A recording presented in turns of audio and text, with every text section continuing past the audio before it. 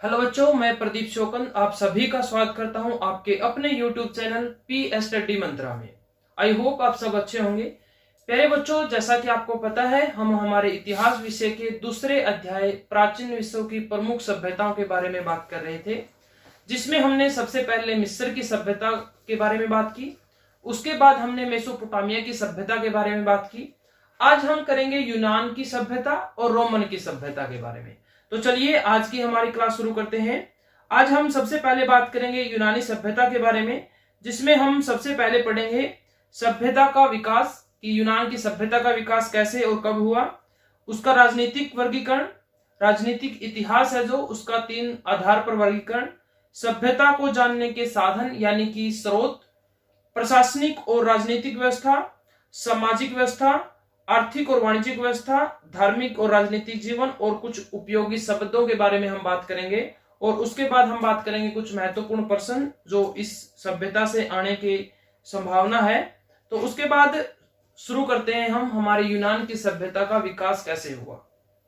तो देखिए, सबसे पहले यूरोप के जो यूरोप महाद्वीप है उसके दक्षिण पूर्व में स्थित यूनान एक प्रायद्वीप है। क्या है? एक प्रायद्वीप है। प्रायद्वीप क्या होता है बच्चों? जो 3 ओर से स्थल और 1 ओर से जल से घिरा हो, यानी कि इसको 3 तरफ स्थल लगता हो, जमीन लगती हो, और 1 तरफ उसके जल लगता हो। जैसे 3 प्रकार के शब्द होते हैं ये। एक होता है महाद्वीप। आपको पता है कि धरातल पर पृथ्वी पर 7 महाद्वीप हैं, जिसमें एशिया सबसे बड़ा महाद्वीप है और ऑस्ट्रेलिया सबसे छोटा महाद्वीप है। इसी प्रकार प्रायद्वीप होता है 3 तरफ से जमीन से घिरा हुआ और 1 तरफ जिसको पानी लगता हो, जल लगता हो। जैसे कि भारत का जो दक्षिणी हिस्सा है उसको हम प्रायद्वीप भारत भी कह सकते हैं, क्योंकि उसके एक तरफ पश्चिम की तरफ अरब सागर, पूर्व की तरफ बंगाल की खाड़ी और दक्षिण की तरफ हिंद महासागर टच करता है, और उत्तर की तरफ स्थल भाग होता है, यानी कि 3 तरफ जल और 1 तरफ स्थल। इसी प्रकार एक शब्द होता है द्वीप। द्वीप यानी आइलैंड, यानी कि जिसके चारों ओर जल ही जल हो, उसका कोई भी हिस्सा किसी स्थल को टच न करता हो। तो यूनान एक प्रायद्वीप है। यह 3 तरफ से समुद्र से घिरा है। इसमें 502 टापू हैं, यानी आइलैंड है। इसमें क्रीट, ट्राय, साइप्रस, एंथस, मैसिडोन और स्पार्टा आदि मुख्य हैं। ये मुख्य द्वीप हैं। जो 502 द्वीप हैं उनमें से कुछ महत्वपूर्ण द्वीपों के नाम बताए गए हैं। इस महाद्वीप में लगभग 4000 ईसा पूर्व में एक सभ्यता का उदय और विकास हुआ, जिसे क्रीट की सभ्यता कहते हैं। 4000 ईसा पूर्व, 4000 बीसी में, बिफोर क्राइस्ट में यहाँ पर एक सभ्यता का विकास हुआ जिसे क्रीट की सभ्यता का नाम दिया गया। यह सभ्यता 1500 ईस्वी पूर्व तक बनी रही, यानी 4000 से 1500 बीसी तक ये सभ्यता बनी रही। नोसन्स और फिस्टस ट्राय इस सभ्यता के गढ़ थे, यानी कि ये मुख्य स्थान थे जहां पर ये इस सभ्यता का विकास हुआ। क्रीट की सभ्यता का पतन यानी 1500 ईस्वी पूर्व तक पश्चात माइसिन नामक नगर में, एक नगर था जिसका नाम था माइसिन, उसमें माइसिनियन, इसके नाम से मिलता जुलता है, माइसिनियन सभ्यता का उदय हुआ, जो 1200 ईस्वी पूर्व तक चली। यानी 4000 में हुआ क्रीट की सभ्यता का विकास, जो 1500 ईस्वी पूर्व तक चली, और उसके बाद हुआ माइसिनियन सभ्यता का विकास, जो 1200 ईस्वी पूर्व तक चली। उसके बाद क्या हुआ सर? 1200 ईस्वी पूर्व में आर्यन कबीलों ने यूनान पर अधिकार कर लिया। किसने कर लिया? आर्यन कबीलों ने। विभिन्न नगर राज्यों में विकसित सभ्यताओं का जन्म दिया। ये छोटे छोटे नगर राज्य प्रजातांत्रिक थे। कैसे थे ये? प्रजातांत्रिक थे, व्यवस्था पर आधारित थे। इन नगर राज्यों को पोलिस कहा गया। जो इन राज्यों का विकास हुआ जो प्रजातांत्रिक थे, उन्हें कहा गया नगर राज्यों को पोलिस। प्रत्येक नगर की अपनी अलग सेना और सरकार थी।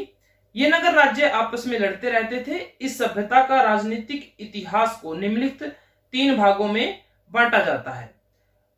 पहला है अंधकार युग, जिसे होमर युग भी कहते हैं, जो 1200 ईस्वी पूर्व से 800 ईस्वी पूर्व तक रहा।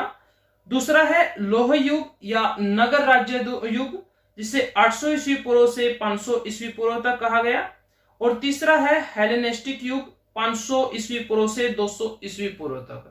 ये हेलेनिस्टिक युग वही है जब विश्व में सिकंदर का शासन चल रहा था या सिकंदर का समय था उसी को।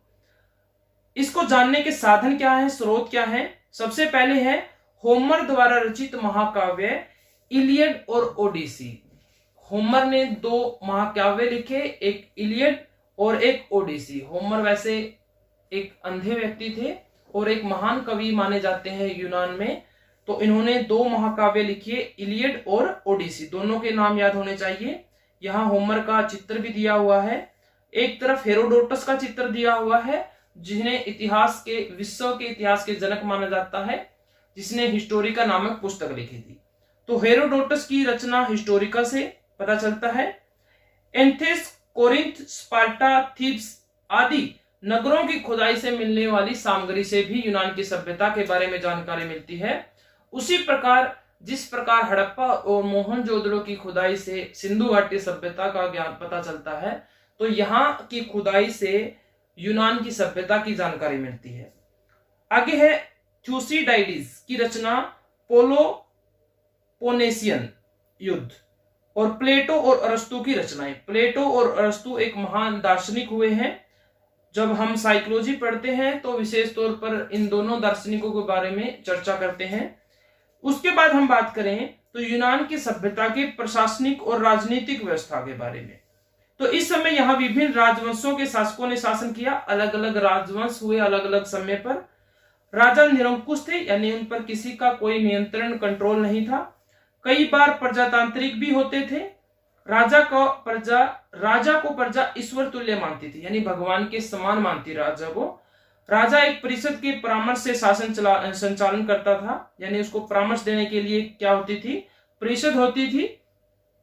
परिषद में उच्च वर्ग के सम्मानित व्यक्ति होते थे।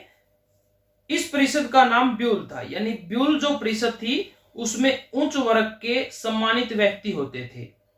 जनसाधारण की आम सभा को एगोरा कहा जाता था, यानी 2 प्रकार की सभा आएगी, एक आ गई ब्यूल और एक हो गई एगोरा। ब्यूल में सम्मानित उच्च वर्ग के सम्मानित लोग होते थे और एगोरा में जनसाधारण के सामान्य यानी आम आदमी होते थे। तो दोनों नाम याद रखने हैं, ब्यूल और एगोरा।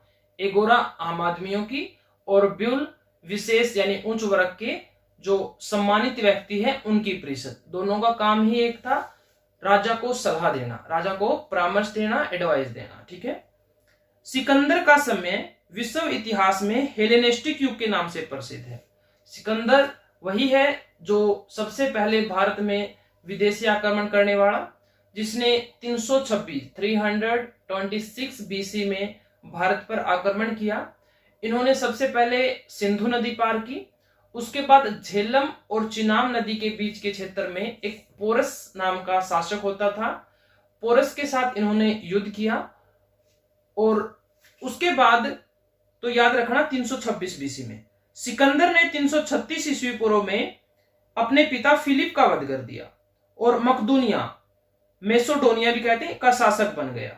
तो मकदूनिया का शासक 336 में बन गया और 10 साल बाद 326 में भारत पर आक्रमण किया। यूनान में हुए विद्रोह को कुचल दिया इन्होंने और समस्त यूनान पर अपना अधिकार कर लिया। यूनान में उस समय लगभग 150 नगर राज्य थे। प्रत्येक राज्य में 3 प्रकार के नागरिक होते थे, स्वतंत्र नागरिक, दूसरा विदेशी नागरिक और तीसरा दास। स्वतंत्र नागरिकों को मौलिक अधिकार प्राप्त थे, फंडामेंटल राइट। यूनान के नागरिकों द्वारा जनसभा एक्सलेसिया के सदस्यों का चुनाव किया जाता था। उसके बाद हम बात करते हैं यहाँ के सामाजिक जीवन के बारे में। तो समाज मुख्य तौर पर 4 वर्गों में बांटा गया था। प्रथम कुलीन वर्ग, जो दूसरा था वो था मध्य वर्ग, तीसरा था जो स्वतंत्र श्रमिक वर्ग और चौथा था दास वर्ग। तो पहला कुलीन वर्ग, दूसरा मध्य वर्ग, तीसरा स्वतंत्र श्रमिक और चौथा दास वर्ग। देखिए, प्रथम कुलीन वर्ग, वह वर्ग विशाल भूसंपत्ति का स्वामी था और इसके पास बहुत बड़ी संख्या में दास थे। यह वर्ग युद्ध के समय नेतृत्व करता था। दूसरा है मध्य वर्ग, इसमें साधारण नागरिक शामिल थे जिन्हें फ्री मैन या प्रोआसी कहा जाता था। जो मध्य वर्ग था उसमें साधारण नागरिक थे, उनको फ्री मैन या प्रोआसी कहते थे। फ्री मैन, मध्य वर्ग का व्यक्ति को फ्री मैन या प्रोआसी बोलते थे।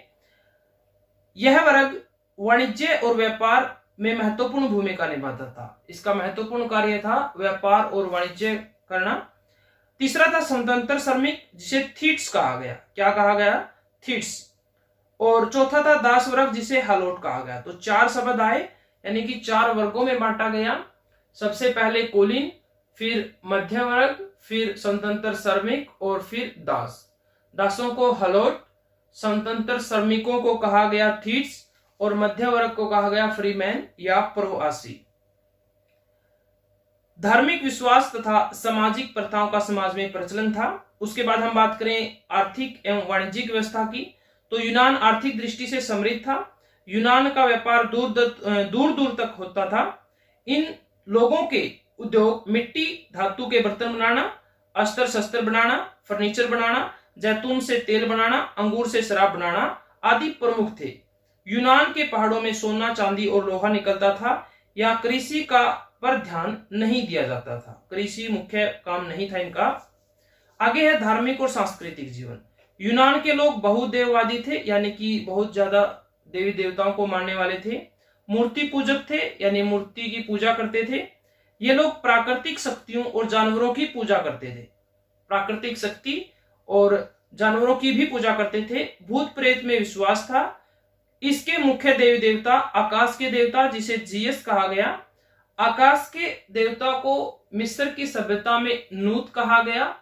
वहीं आकाश के देवता को मेसोपोटामिया की सभ्यता में अनु कहा गया। और यूनान की सभ्यता में आकाश के देवता को जीएस के नाम से पुकारा जाता है। तो अलग अलग सभ्यता में अलग अलग देवता को अलग अलग नाम से पुकारा जाता है, तो इसमें कंफ्यूज नहीं होना है।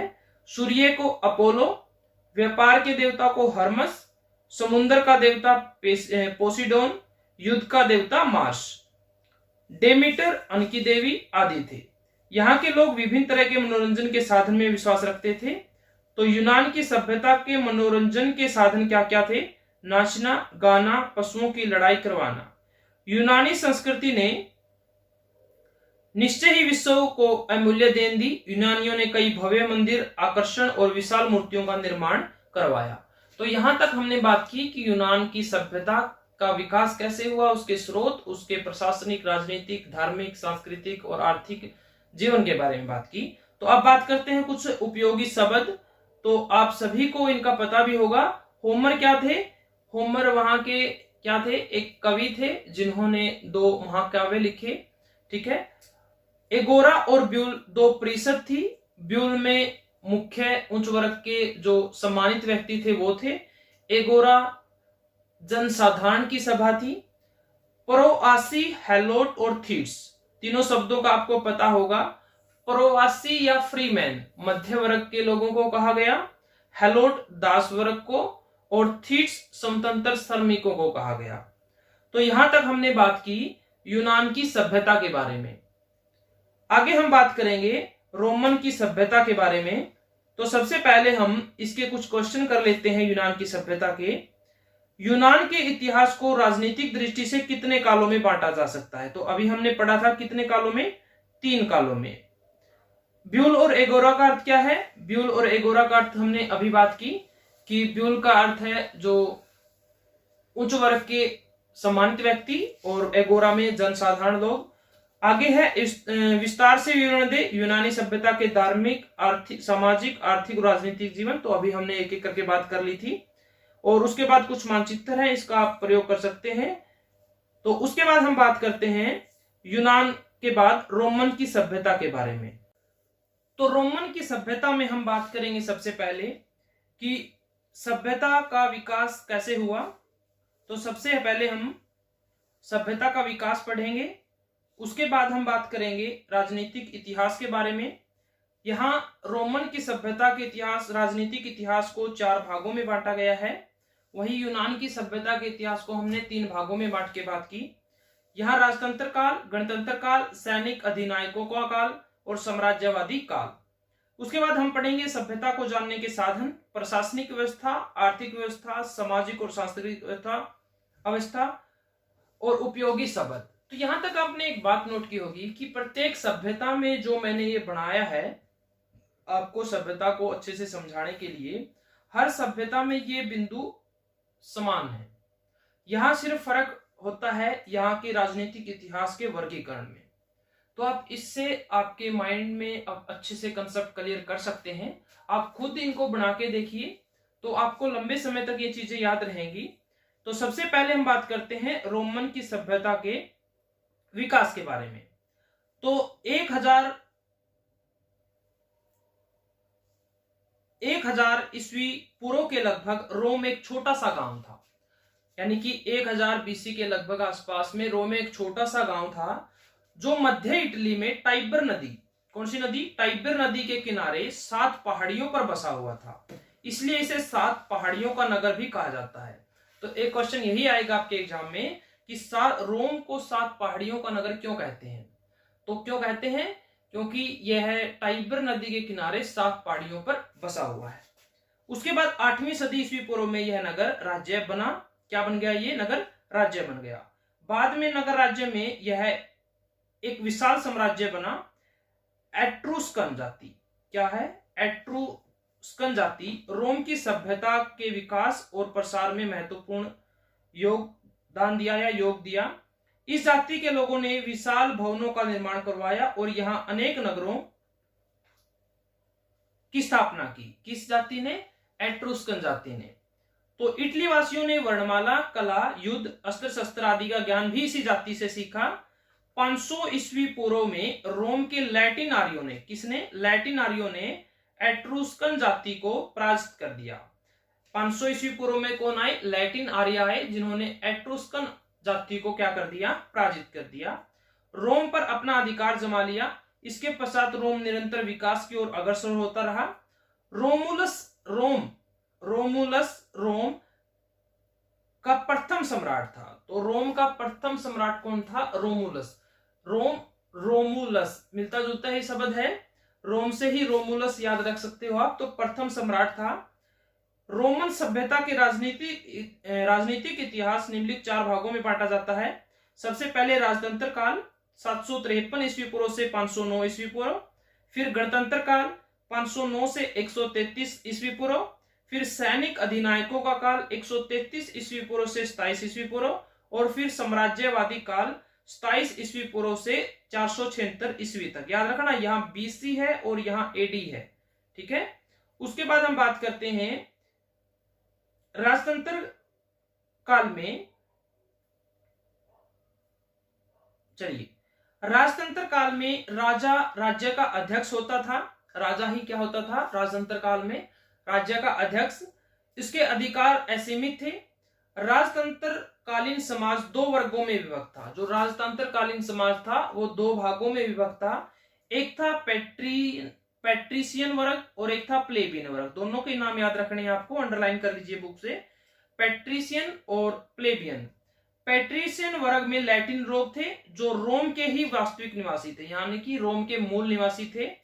इस वर्ग में रोम के उच्च और कुलीन परिवार के व्यक्ति आते थे। दूसरा वर्ग था प्लेबियन। प्लेबियनों का था जिसमें स्वतंत्र दास, भूमिहीन और गरीब व्यक्ति आते थे। यानी मुख्य तौर पर पेट्रिशियन जो वर्ग था इसका आधिपत्य था। इसी में यहाँ के मूल निवासी शामिल थे। और जो प्लेबियन वर्ग था जिनको राजनीतिक अधिकार प्राप्त नहीं थे। इस युग में रोम में अनेक सड़क, नहर, पुल बने। रोम की सुरक्षा के लिए इसके चारों ओर एक दीवार का निर्माण करवाया। रोम में सुंदर भवन और मंदिर भी बने। तो यहाँ पे आपको 2 बात याद रखनी है कि 2 वर्ग थे, पेट्रिशियन और प्लेबियन वर्ग। उसके बाद अगस्टस का युग, किसका युग, अगस्टस का युग 31 ईस्वी पूर्व से 14 ईस्वी पूर्व तक। दोनों बात याद रखनी है, अगस्टस और कब से कब तक, 31 ईस्वी पूर्व से 14 ईस्वी पूर्व तक रोम का स्वर्ण युग कहलाता है। क्या कहलाता है, स्वर्ण युग। उसका युग शांति और समृद्धि का युग था। उसके अधीन रोम ने विभिन्न क्षेत्रों में अभूतपूर्व उन्नति की। रोमन सभ्यता की उस समय की राजनीतिक, आर्थिक, सामाजिक और सांस्कृतिक व्यवस्था का वर्णन निम्न प्रकार से है। यानी अगस्टस था जो उसका समय था, स्वर्ण युग था रोम की सभ्यता के लिए। और उस समय की राजनीतिक और आर्थिक सामाजिक व्यवस्था के बारे में हम बात करेंगे। उससे पहले हम बात करेंगे रोम की सभ्यता को जानने के साधन यानी स्रोत। तो सबसे पहले 12 पट्टिकाओं पर लिखे लेख, 12 यानी 12 टेबल्स, 12 पट्टियों पर लिखे लेख। दूसरा है रोम की पुरोहितों द्वारा लकड़ी की तख्तियों पर लिखे लेख, एनल्स पोंटिफिकम। उसके बाद लिवी की रचनाएं, पालिबियस व डियोडोरस के लेख। रोमन के ये सिक्के दिखाए हुए हैं, या रोमन देवता जुपिटर का चित्र दिखाया हुआ है। उसके बाद हम बात करेंगे रोमन सभ्यता की प्रशासनिक व्यवस्था के बारे में। तो रोम में गणतंत्रात्मक शासन व्यवस्था जनता द्वारा चुनी हुई सीनेट के हाथों में थी। जनता एक सीनेट को चुनती थी, कुछ सभा को चुनती थी, कुछ लोगों को चुनती थी, तो उन्हीं के हाथों में थी। सीनेट के सदस्यों की संख्या 300 थी। तो रोम की सभ्यता में सीनेट के सदस्यों की संख्या कितनी थी? 300 थी। परंतु ये सब सदस्य पैट्रिशियन वर्ग के थे। और पैट्रिशियन वर्ग में कौन थे? जो वहां के मूल निवासी थे रोम के। और प्लेबियन वर्ग में जो दास थे, स्वतंत्र दास थे, श्रमिक थे, वो थे, मजदूर थे। तो इन 300 के 301 कौन से वर्ग से संबंधित थे? पैट्रिशियन वर्ग से। सीनेट द्वारा 2 न्यायाधीश, कितने न्यायाधीश? 2 न्यायाधीशों की नियुक्ति की जाती है, जिसे कौंसल कहा जाता था। जिसे कौंसल कहा जाता था। ये कौन थे? 2 न्यायाधीश थे जिन्हें सीनेट के द्वारा चुना जाता था। इनका कार्यकाल 1 वर्ष था। टाइम पीरियड कितना था इनका? 1 वर्ष। वे मुख्य न्यायाधीश, प्रमुख सेनापति और प्रशासक होते थे। कौंसल की सहायता के लिए एक वित्त अधिकारी होता था। कौन होता था? वित्त अधिकारी, जिसे क्वेस्टर्स कहा गया। क्वेस्टर्स कहा गया, यानी कि कौंसल कौन था? 2 न्यायाधीश थे जिन्हें सीनेट चुनती थी। न्यायाधीश यानी कौंसल की सहायता के लिए एक वित्त अधिकारी होता था, जिसे क्वेस्टर्स कहा गया। इसके अतिरिक्त प्रशासन में सहायता देने के लिए 3 पदाधिकारी और होते थे। 3 और होते थे। सेंसस, कर वसूल करने वाला अधिकारी। तो कर वसूल करने वाला अधिकारी कौन था? सेंसस। उसके बाद एल्डिस, शांति व्यवस्था बनाए रखने वाला। तो शांति बनाने के लिए किसको रखा गया? एल्डिस कहा गया जिसे। और प्रोटोर, प्रोटोर यानी न्यायाधीश, इनकी नियुक्ति 1 वर्ष के लिए करता था। तो यहाँ कुछ कुल 6 शब्द हमने पढ़े। सबसे पहले सीनेट, उसके बाद 2 न्यायाधीश जिसे कौंसल कहा, उसके बाद हमने पढ़ा एक सहायता के लिए वित्त अधिकारी, वित्त अधिकारी को क्वेस्टर्स कहा, और इसके अलावा 3 और अधिकारी चुने गए, जिसे सेंसर जिसका काम कर वसूल करना, और एल्डिस जिसका काम था शांति व्यवस्था बनाए रखना, और तीसरा है प्रोटोर जो न्यायाधीश, इसकी नियुक्ति 1 वर्ष के लिए करता था। प्रांतों के शासन प्रबंध का संचालन करने के लिए गवर्नर नियुक्त किए जाते। इनका कार्यकाल भी 1 वर्ष का होता था। गवर्नरों को वेतन नहीं मिलने के कारण वे जनता से मनमाना कर वसूल करते थे। सीनेट पारित किए गए कानूनों को असेंबलीज अस्वीकार नहीं कर सकती थी, यानी कि सीनेट ने जो पास कर दिया वो पास ही है। उसके बाद हम बात करते हैं आर्थिक व्यवस्था के बारे में। तो रोमन सभ्यता का आर्थिक व्यवस्था में रोमन लोगों का प्रमुख व्यवसाय कृषि और पशुपालन था। वहीं हमने यूनान की सभ्यता में पढ़ा था कि कृषि को ज्यादा महत्व नहीं देते थे। गेहूं, जौ, बाजरा, अंगूर, जैतून, सेब आदि मुख्य फसलें थी। भूमि पर धनी पुरुषों का अधिकार था। रोम में व्यापार, वाणिज्य, उद्योग धंधों का विकास अधिक विकसित नहीं था।